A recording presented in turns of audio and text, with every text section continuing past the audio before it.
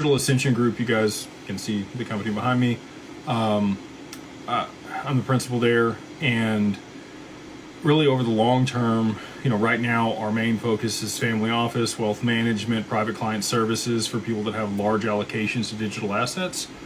But over the long term, we want to be involved in a lot of different progressive tech.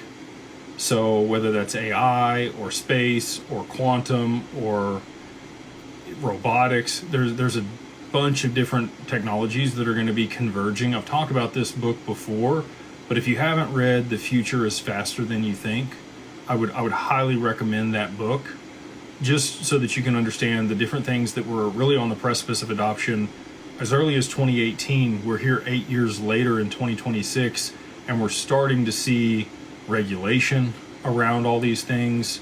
AI is a big piece of that. You had David Sachs as the AI and crypto czar there for Trump's cabinet, and now we have Patrick sitting in the crypto side of things. I don't know that David is just moved on specifically to AI, or if he's moved into a different role and away from government affairs.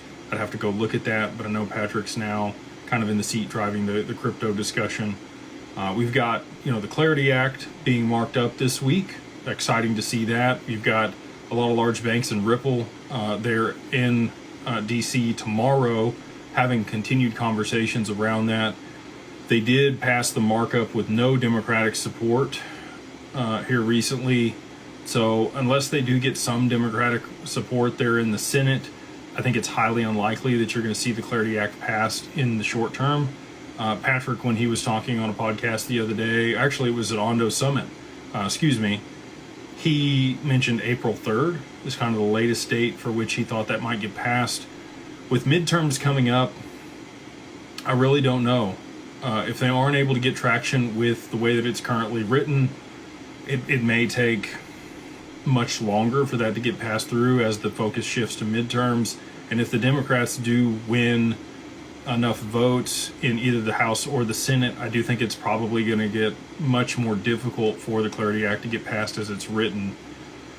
And I do think that there's a possibility that it'll get segregated. I think that the DeFi component of that may get stripped out and voted on later through a separate bill.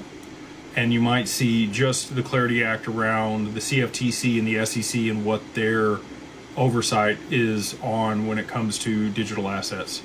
So allegedly, this person says on TikTok, I think that there's probably going to end up being 3 different crypto bills. We had the